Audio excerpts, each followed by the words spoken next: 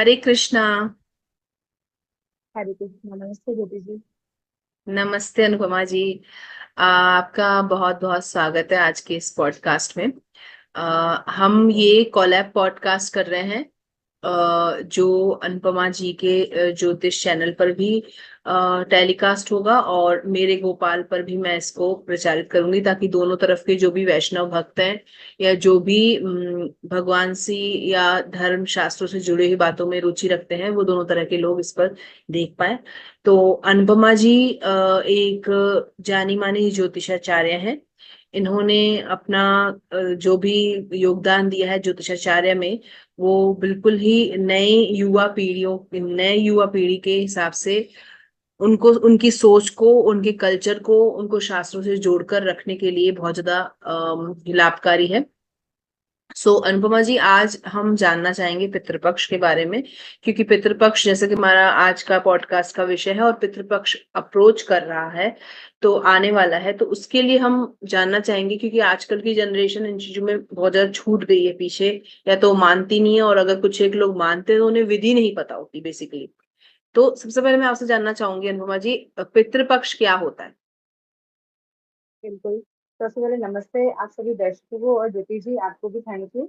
उन सभी सनातनी के लिए ये पॉडकास्ट जो है सिर्फ ज्योतिष के बिहाफ पे नहीं, और सब जो सनातनी हिंदुइज्म हमारा, क्योंकि बहुत ही प्रखर और बहुत ही बड़ा और एक अद्भुत है हमारा हिंदुइज्म। तो उन सब के लिए नॉलेजेस वीडियो हो सकता है। तो डजेंट मैटर आपका ज्योतिष बैकग्राउंड है और नहीं है। हाँ, लेकिन अगर आप हिंदू हैं तो you should have to listen this. ये बहुत ही नॉलेजेस हो सकता है, और कई जगह अगर आपको रिलेट करता हो दिखता है, तो आप इससे अपने ज्योतिषीय समाधान के साथ, जो कि मैं इस पॉडकास्ट में रेमेडियल भी दूंगी, जीरो एक्सपेंडिचर रेमेडीज पे भी आप इसको कर सकते हैं। सबसे पहले मैं अपना आपको इंट्रोडक्शन दे देती हूँ।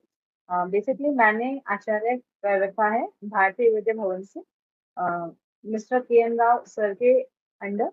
और अभी हम लोग का रिसर्च भी वहीं से चल रहा है। वो मेरे ज्योतिषी गुरु हैं, मेरे मंत्र गुरु भी हैं। उनसे मुझे ज्योतिषीय समस्याओं के काफी सारे समाधान और एक, आप गॉड का ग्रेस कह लीजिए, वो भी मुझे मिलता है, क्योंकि जब मेरे पास क्लाइंटें जाती है तो मैं अधिकतर उनके उपाय लोगों को देती हूँ, और वो बहुत ही अच्छे तरीके से उनके लिए काम करते हैं। ज्योतिष एक बहुत ही विस्तृत सब्जेक्ट है। जैसे मैं कह दूं, वैदिक से ही ये शुरू होता है। जड़ तो देखिए इसकी रूट जो है वैदिक ही है। उसके अलावा केपी हो जाता है, आपका वास्तु हो जाता है, एस्ट्रो वास्तु, ये सब एक मोड्स हैं जो हमें डिफरेंट वे में हमें इनको हेल्प करता है लोगों के लिए करने में। अब टॉपिक पे आते हैं, पितृ पक्ष क्या होते हैं और लोग इसे कैसे समझें। बेसिकली देखिए, अश्विन मास मास का जो कृष्ण पक्ष के 15 दिन होते हैं, वो हमारे पितृ पक्ष के होते हैं। ये बहुत ही साइंटिफिक रीजन है इसका, क्योंकि चंद्रलोक, पृथ्वीलोक से ऊपर चंद्रलोक है और चंद्रलोक से ऊपर पितृलोक है। तो इन 15 दिनों के पक्ष में जो आपके हैं, पितृ पक्ष के जो है, वो द्वार खुल जाते हैं, यानी चंद्रलोक से जो ऊपर है। तो हमारे जो लिंगधारी जो शरीर से जो हमारे एंसेस्टर्स ऊपर गए हैं, वो जो है पृथ्वी पर, उन्हें 15 दिन का आगमन अलाउड होता है। क्योंकि वैसे तो अगर आप देखें तो कहते हैं पितृ का जितना कम हो उतना सही है, लेकिन इन 15 दिनों में अगर आप उनके लिए जो भी दान पुण्य जप तप यज्ञ या उनके लिए कोई भी अनुष्ठान करते हैं, तो सीधा आपको वो गॉड ग्रेस की तरफ ले जाता है। और वैसे भी कई उपनिषदों और कई वेदों में ये वर्णन है कि देव से भी बड़े पितृ होते हैं। अगर आप अपने एंसेस्टर्स को नहीं प्रेस कर रहे, उनको नहीं प्रेयर कर रहे, तो आप सक्सेस हो ही नहीं सकते। तो ज्योति जी, इस तरीके से ये पितृ पक्ष रिलीवेंट है, बिल्कुल साइंटिफिक रीजन से। ओके। तो जैसे कि आपने कहा कि हमारे एंसेस्टर्स होते हैं, जो हमारे पूर्वज होते हैं, वो देवों से भी ऊपर होते हैं। अगर वो खुश हैं तो बेसिकली हमारी लाइफ में सब ठीक चलेगा, because we will be having their blessings eventually in our lifes. तो कैसे पता चलता है कि हमारी कुंडली में पितृदोष है, अगर हम पितरों को खुश नहीं कर पा रहे हैं? जो लोग हमारे बड़े मम्मी पापा हैं या दादा दादी हैं या उससे पीढ़ी के लोग हैं जो इस चीज को अच्छे से संभाल पा रहे थे, बट अब ज्यादातर न्यूक्लियर फैमिली में हस्बैंड वाइफ अकेले रहते हैं, वाइफ जो नहीं आती है शादी करके, उसको अपने पति के एंसेस्टर के बारे में नहीं पता है, क्योंकि वो नई पीढ़ी में अब एनरोल हो चुकी है। तो उससे नई शादी के बाद कुछ अपनी प्रॉब्लम्स, अपने पति की प्रोग्रेस में प्रॉब्लम काफी अच्छी फेस करनी पड़ती हैं। तो जब वो ज्योतिषाचार्य या यहाँ जाते हैं तो पता चलता है कि उनकी कुंडली में पितृदोष है। तो एक्चुअल में पता कैसे चलता है कि कुंडली में पितृदोष है? बिल्कुल दीदी जी, बहुत ही अच्छा टॉपिक है। एक तो मैं आपको बताऊंगी विद द स्टडीज ऑफ ज्योतिष, जो आप कुंडली हम्म। देखकर बता सकते हैं, और ये बहुत ही सिंपल है। हम्म। अगर आपको कुंडली का खाका पता है तो आप उससे पता कर सकते हैं कि भाई ज्योतिष के तरीके से मेरी कुंडली में तो दोष है। और एक इसके हम्म। बियॉन्ड भी मैं बताऊंगी कि अगर आपको कुंडली देखना नहीं आता, न्यू जीरो, हम्म। आप इसको बिल्कुल न्यू बिगिनर्स भी अगर सुन रहे हैं तो उनको कैसे पता चलेगा। तो फर्स्ट हम हम्म। लोग साइंटिफिकली रीजन पे चलते हैं ज्योतिषी कुंडली पर। देखिए, ओके। कुंडली का जो नवम भाव होता है हमारे पितरों का होता है, ओके। पिता का होता है, पितरों का होता है। किसी भी मैलेफिक इन्फ्लुएंस में सूर्य शनि का इकट्ठा वहां बैठ जाना, राहु केतु का इनसे पंचम पंचमी से संबंध हो जाना, ये आपको पितृ दोष का साइन दिखाता है। ऐसे ही सिर्फ पितृ दोष एक नहीं होता, पितृ दोष के अलावा मातृ दोष होता है, सर्प दोष होता है, स्त्री दोष होता है, गुरु दोष होता है, जो कि हम सेकेंड ईयर में, सेकेंड ईयर के फाइनल सेमेस्टर में जब हम पढ़ रहे थे, तो हमारे टीचर्स ने हमें बताया कि इस कर्ज की वजह से, जो कर्ज हम कहते हैं श्राप, इस श्राप की हम्म। वजह से आप किसी कुंडली में अगर कोई आता है तो आप बता सकते हैं कि पंचम पंचमी से नवम का या अष्टम का संबंध इन स्पेसिफिक ग्रहों से होगा, तो आपको ये वाला पितृदोष या कर्ज होता है। अब आप कैसे जानोगे कि भाई पितृदोष है और मतलब आपको कुंडली में नहीं आती?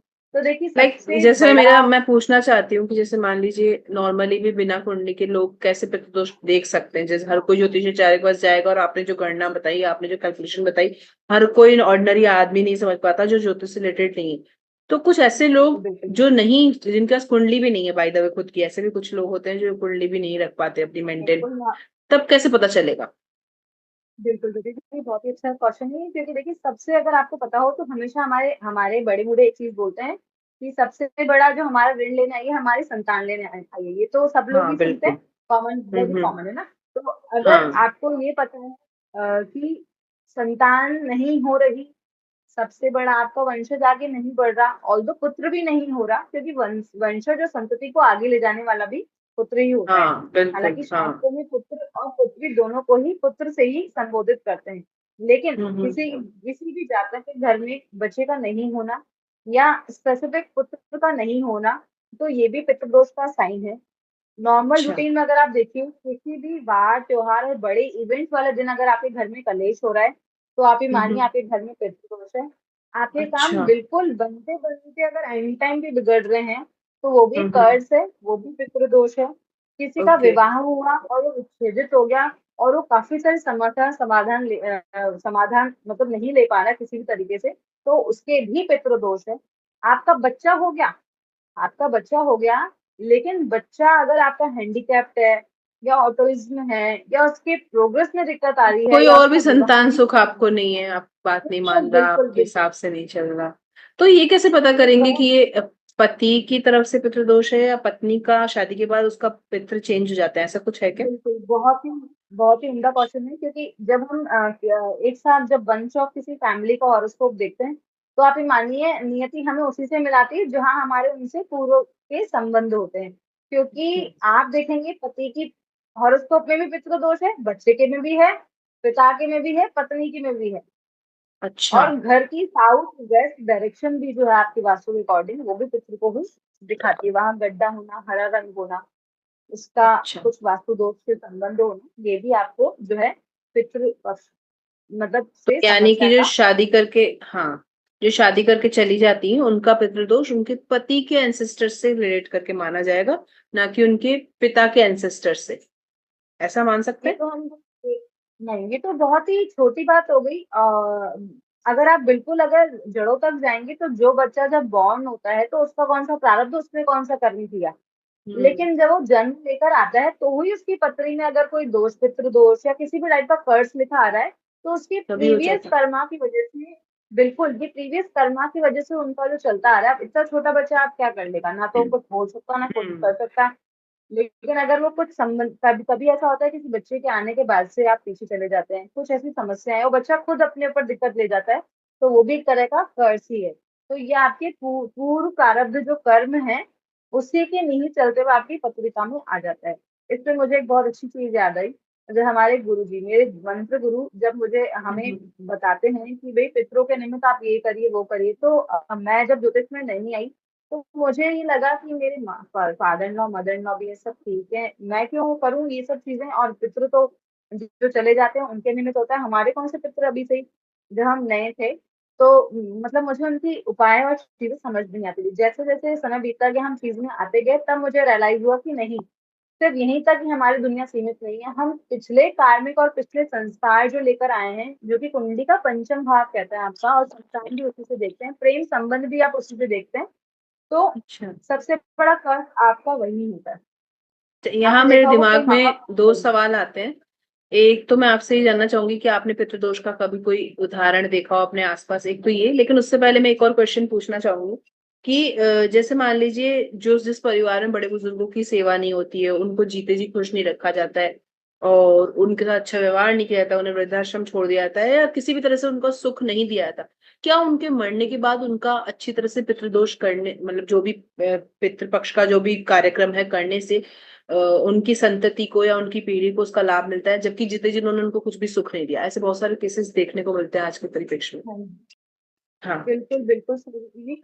देखिए, ऐसे केसेस में ये होता है कि आप जीते जी तो कुछ कर नहीं पाए, और उनके जाने के बाद अगर आपको किसी ने कह दिया कि ये प्रॉब्लम आ रही है तो आप ये करिए, तो भी हाँ। देर सही सवेर अगर आप अवेयर हो जाते हैं, फॉर श्योर आपको उनके लिए पूजा, त्रिपिंडी श्राद्ध होता है वो करवाना चाहिए, ओके। उनके निमित्त तर्पण देना चाहिए, उनके ओके। निमित्त दान करना चाहिए, और कुछ नहीं तो सबसे बड़ा, हम सिर्फ क्यों ही पितृपक्ष पे जाएं, हम यूं क्यों ना करें कि रोजमर्रा की जिंदगी में हमारे पास बहुत ही, हम हिंदुइज्म में भगवान ने अगर हमें समस्याएं दी है तो हर एक चीज का समाधान भी दिया है। इतना डिटेल्ड है हमारा ये कल्चर।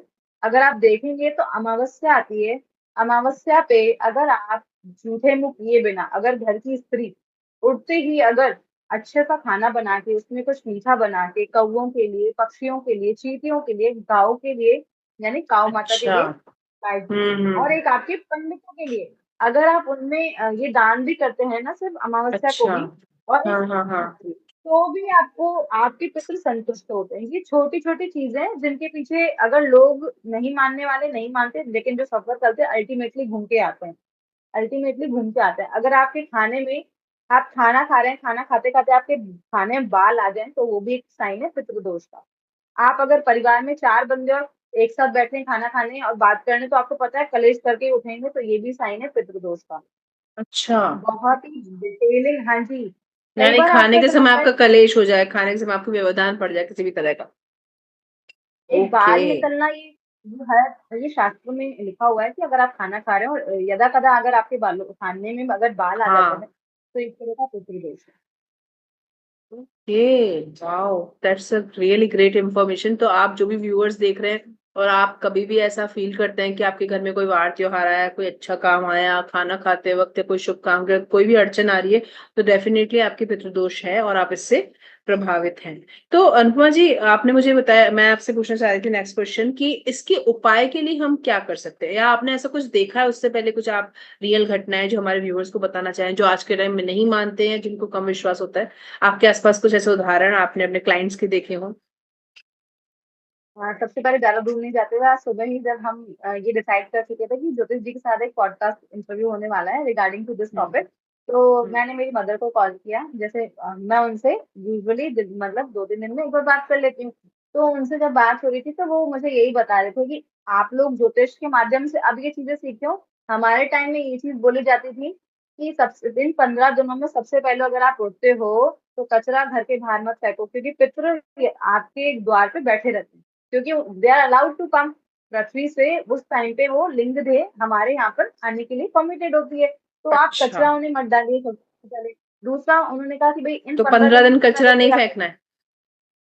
मतलब सुबह उठते ही आपका नियम होना चाहिए अपने अच्छा। पितरों को याद करें, देवों को याद करें, अच्छा। उनके लिए अच्छा। कुछ ना कुछ निकालें। बिल्कुल। अच्छा, कुछ तो डेली अभी रूटीन करके मम्मी उसके पार्टी बाद। थी। हम्म। हाँ, एक आलू अगर जीरो रेमेडियल पार्ट में आपको बताऊंगी लेटर अभी। तो मम्मी मुझे बता रहे थे, तो वो मुझे ये कह रहे थे कि दादी होती थी तो दादी यूँ बोलती थी कि भाई कोई भी आए तो उसे खाने का ऑफरिंग करो, कोई कुछ मांगने आ जाए तो उसको दो, क्योंकि वो लिंग देह किसी भी तरह में आ सकते हैं, पशु पक्षी हम्म। जीव किसी भी तरीके से आपके पास आ सकते हैं, तो try to offer something to that person और दैट एनिमल, एनीबडी। तो वो ये बता रहे थे। अभी रिसेंटली ज्यादा दूर नहीं जाऊंगी, मैं मेरे पे आऊंगी। मेरी अच्छा। छोटी वाली बेटी जब होने वाली थी, बिफोर दैट मेरी दादी खुद मेरे सपने में आई थी, उसकी मतलब उसके बॉर्न से 1 नाइट पहले, बिफोर। और उन्होंने मुझे आके एक चीज बोली कि मैं एक मतलब मैंने उनको देखा है डार्क रूम में, शी वॉज स्कॉच, और उनको जंजीरों से बांध के रखा है। तो मुझे कह रही है अच्छा। उठो मुझे छुड़ाओ और सारी चीजें। और वो उतनी ही धार्मिक, उतनी ही सुलझी हुई और उतनी ही इम्प्रेसिव पर्सनालिटी, इतनी छोटी सी होकर शी यूज टू चैंट मंत्रा। हाँ जी, अच्छा। वो पक्षियों को दाना भी डालती है, वो काफी आध्यात्मिक है। जैसे मेरी दादी के सात्विक गुण थे, वो सारी चीजें उसमें भी है। तो वाह, ये दैट्स सो सारी चीजें ग्रेट। होती हैं। तो बिल्कुल। आज की युवा और पीढ़ी को मतलब सीखना चाहिए, अपने जो भी जनरेशन है उनको ये पास ऑन करना चाहिए कि किस तरह से हमें अपने पितरों को संतुष्ट रखना चाहिए, और जाने के बाद भी वो पार्ट ऑफ द फैमिली बने रहते हैं। इसका मतलब ये नहीं कि आपकी रेस्पॉन्सिबिलिटी पूरी हो गई, आपने उनका क्रियाक्रम कर दिया, यहाँ तक आपका पार्ट नहीं रहता। जब तक से आपकी जनरेशन चलती रहेंगी, आप उनके निमित्त कुछ ना कुछ देते रहेंगे। तो क्या निवारण और उपाय हैं अगर पितृदोष अगर किसी के हो जाए तो? वैसे तो जैसे जी बोलते हैं, अगर किसी ने बद्रीनाथ में कपाल, ब्रह्म कपाल पे श्राद्ध कर रखा है, तो उनको दोबारा श्राद्ध करने की जरूरत नहीं होती। लेकिन हमारे अच्छा। गुरुदेव एक चीज बोलते हैं, अभी ये रेमेडियल पार्ट भी और एक समझने वाली चीज भी है। अगर आपने बद्रीनाथ में कपाल ब्रह्म पे भी अगर आपने वो कर रखा है, श्राद्ध कर रखा है, तो आप लोगों को श्राद्ध करने की जरूरत नहीं है। लेकिन आप इतना सा लिमिट जरूर करिए, एक अमावस्या को और एक 15 दिनों में। अगर आप कुछ भी नहीं कर सकते, आप सिंगल हैं और आप बहुत सारी चीजों को फेसेस कर रहे हैं, ये जीरो इन्वेस्टमेंट रेमेडी है। आप एक लोटा लीजिए, उसमें थोड़ा सा कच्चा दूध डालिए, थोड़े काले तिल डालिए, थोड़ी हम्म। सी आप जो है गंगा जल और चीनी डाल के दक्षिण दिशा में, क्योंकि जब भी हम देवताओं के और ऋषियों के लिए कोई भी तर्पण करते हैं तो पूर्व की तरफ देख के करते हैं, लेकिन हमारे हम्म। पितरों के लिए हम जो करते हैं दक्षिण की तरफ मुख करके करते हैं। और आपको ओके। जल जो है इस तरीके से डालना है कि आपके पैरों में ना आए, नीचे कुछ भी आप रख सकते हैं, पात्र ओके, या कोई भी वापस पौधे आपके पैरों में लौट करना है।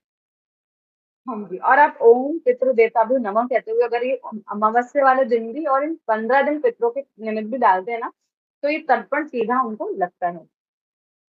दूसरा, एक आध और भी तिथियां हैं जो रेमेडियल चीजों के लिए आपके लिए बहुत अच्छी होंगी। ये मैंने कुछ पुराणों से यहाँ पे लिख के रखी है आप लोगों के लिए, जो हाँ मे हाँ। भी सबके लिए काफी हेल्पफुल हो सकती है। अगर ओके। आपको लगता है कि हमारे पितृ काफी क्रूर थे, उन वो आगे ऊपर तक नहीं जा पाएंगे, नहीं अच्छा। जा पाए हैं और उनके निमित्त कुछ हुआ भी नहीं है, तो ऐसे पितरों का जो है आर्द्रा नक्षत्र में अगर तर्पण करते हैं या उनके लिए कोई भी पूजा या कुछ भी श्राद्ध करते हैं, तो ये सीधा उनको मोक्षगामी करता है। दूसरा, अगर आपको संतान नहीं हो रही, जैसे मैंने कहा संतान नहीं होना भी एक पितृ दोष का ही कारण, आपका वंशज, आपकी संतति आगे नहीं बढ़ रही है, तो भी आप देखिएगा आपका पंचम भाव अफिलेक्टेड होगा, शनि मंगल राहु केतु इन सब चीजों से, अष्टम भाव से या हम्म। किसी भी तरीके से।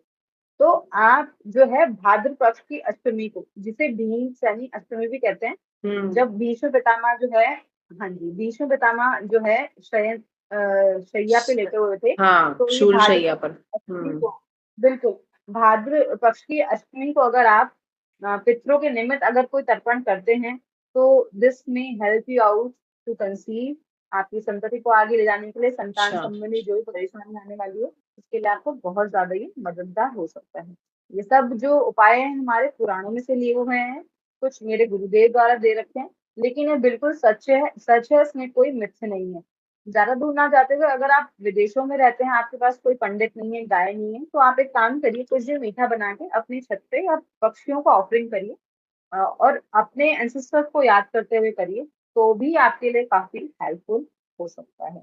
नहीं तो देखिए, ओके। बहुत बड़े बड़े उपाय हैं, आप विपिंडी श्राद्ध कराइए, विपिंडी श्राद्ध भी अलग अलग हाँ, तरीके का होता है, तो वो बहुत लंबा यानी प्रोसीजर हो जाता है। डिपेंड करता है जिसका कितना दोष है, कितना कितना आंशिक है और कितना वैसा है, ज्यादा है, इस पर भी डिपेंड करता होगा। लाइक 15 दिन लोग गऊ को चारा खिला सकते हैं, पक्षियों को दाना डाल सकते हैं, जो लोग अपनी डेली रूटीन में डालते हैं वो भी इसका पार्ट माना जाएगा।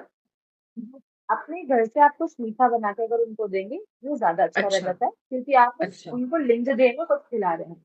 जैसे आप खा रहे हैं, अपने जैसे घर मैं का खा रही हिस्सा हूँ, आपका, कुछ भी घर का ही बना हुआ एक सब कुछ, बहुत बाहर ही, का कुछ नहीं। हाँ, एक बहुत ही अच्छा उपाय है, या तो आप भागवत कथा का आयोजन कीजिए। अगर आप इसको भी करने में सामर्थ्यवान नहीं है, तो रासर के द्वारा दिया हुआ बहुत ही अद्भुत है ये उपाय, गीता का 12वां अध्याय, गीता का अच्छा। 12वां अध्याय रोज अपने नियम में ले आइए आप। आप कुछ भी खर्च नहीं कर सकते। देखिए कि हर चीज पॉकेट फ्रेंडली होना बहुत जरूरी है। आपका इकोनॉमिक कैसा है, ये सब चीजें भी मैटर करती हैं। और जिसके पास कुछ नहीं, तो उसके पास भी कोई एक्सक्यूज नहीं होना चाहिए। तो रासर का यहाँ पे ये कहना है, गीता का 12वां अध्याय अगर आप रोज के रूटीन में अगर आप पढ़ के और मतलब एक संकल्प लेके आप अपने पितरों के निमित्त दे देते हैं, तो वो भी आपको काफी हेल्पफुल रहता है। वाह, जी। और दैट्स सो ये ग्रेट। भी एक बहुत बड़ा सच है कि जब आपकी जो इच्छाएं जब रह जाती हैं, तो आप पितरलोक से ऊपर नहीं जा पाते हैं। इच्छाएं रहने की वजह से आप लिंगधारी शरीर में वहीं पे ही पितरलोक में भ्रमण करते रहते हैं। और उन इच्छाओं के चलते ही आप वापस रीबर्थ में आते हैं, अपने ही बच्चों में, बच्चों के घरों पे पुत्र या पुत्री के स्वरूप में आते हैं। तो स्वरूप ये भी में। बिल्कुल ऋणानुबंधन ऐसे होते हैं कुछ आपकी इच्छाएं, क्योंकि कहते हैं आपका पाप इतना भारी होता है कि वो आपको ऊपर ले जाने में सक्षम ही नहीं होता है। ये बिल्कुल हाँ। सच बात है, इसमें जरा सा ओके। भी किंतु संशय वाली चीज नहीं है, बिल्कुल भी। हाँ, तो इन 15 दिन में हम क्या कर सकते हैं पितृदोष में, जिनको कुछ भी एक्सपीरियंस नहीं है, उनको क्या क्या करना चाहिए, क्या नहीं करना चाहिए, क्या लाइफस्टाइल होनी चाहिए 15 दिन तक, कुछ ऐसा काम जो बिल्कुल वर्जित है, कुछ ऐसा काम जो वेव ऑफ किया जा सकता है, तो ये सब प्लीज बताइए हमें। इस ये इट बिल्कुल, वुड बी सबसे परहैप्स पहले द लास्ट आपको, क्वेश्चन। हम्म। या बिल्कुल ज्योति जी, देखिए जैसे जन साधारण के लिए ये है, सबसे पहले आप ब्रह्मचर्य का पालन कीजिए। क्योंकि पंद्रह हम्म। दिन जो होते हैं आपके, जो दोबारा मैं बोलूंगी, जैसे आपके एंसेस्टर्स आपके इर्द गिर्द ही होते हैं।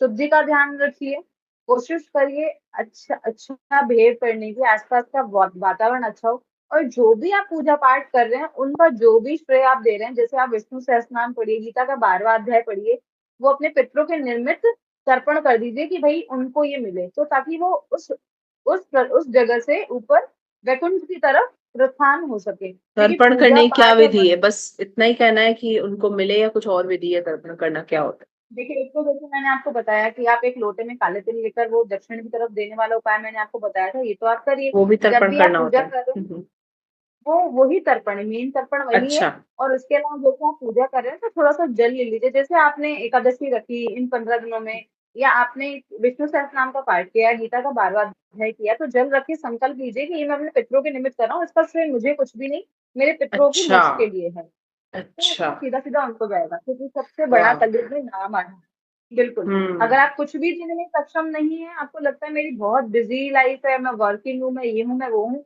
तो जो भी आप मंत्र जाप कर रहे हैं 15 दिनों में, जो भी पूजा कर रहे हैं, जो भी, तो सीधा उन्हें अर्पण कर दीजिए। इनसे पितृ इतने खुश होते हैं, आप खुद देखेंगे, करके देखिए कि पहले और अब की लाइफस्टाइल में कितना डिफरेंट आ गया है। बहुत बहुत ही यानी बेहतरीन कि उपाय जिनके है। काम अटक रहे हैं, जिनकी काफी सारी चीजें रुकी हुई हैं, वो भी ना जानते हुए भी अगर ये करे 15 दिन अच्छे से, तो उनके इस लाइफ में भी चेंजेस देखने को मिलेंगे, इसका मतलब यही हुआ।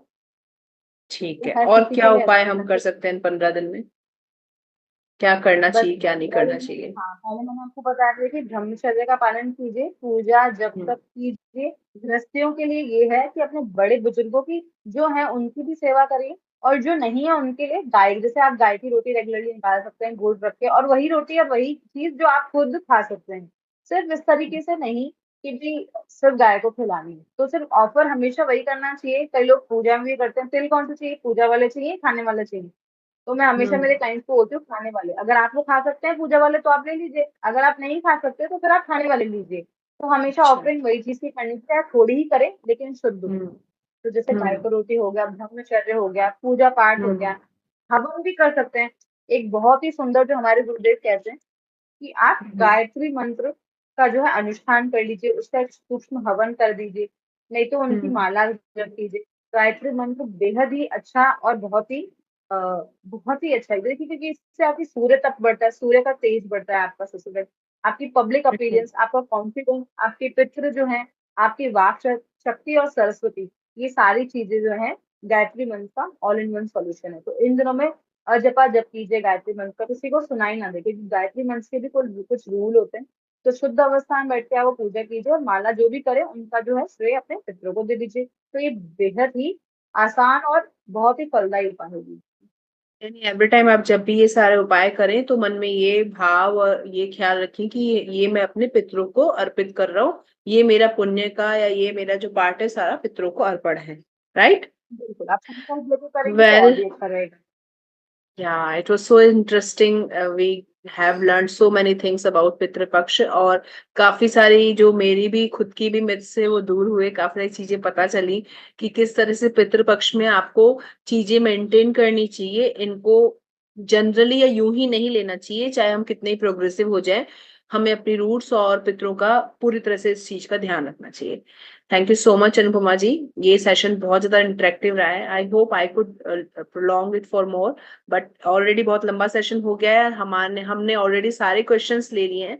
अगर आपकी कुछ क्वेरीज हैं और आप चाहते हैं कि इसमें और इंसाइटफुल क्वेश्चंस ऐड हो सकते थे, या आपकी तरफ से कुछ ऐसी चीजें जो आप अभी भोग रहे हैं, आपको कुछ कष्ट है, तो आप अनुभव जी के चैनल पर जाकर उनसे डायरेक्ट कमेंट कर सकते हैं, उन्हें मेल कर सकते हैं, जिससे आप उनसे और इवन 1 to 1 उनसे एज अ क्लाइंट उनसे कनेक्ट हो सकते हैं, ताकि वो आपको बेटर वे में असिस्ट कर पाए।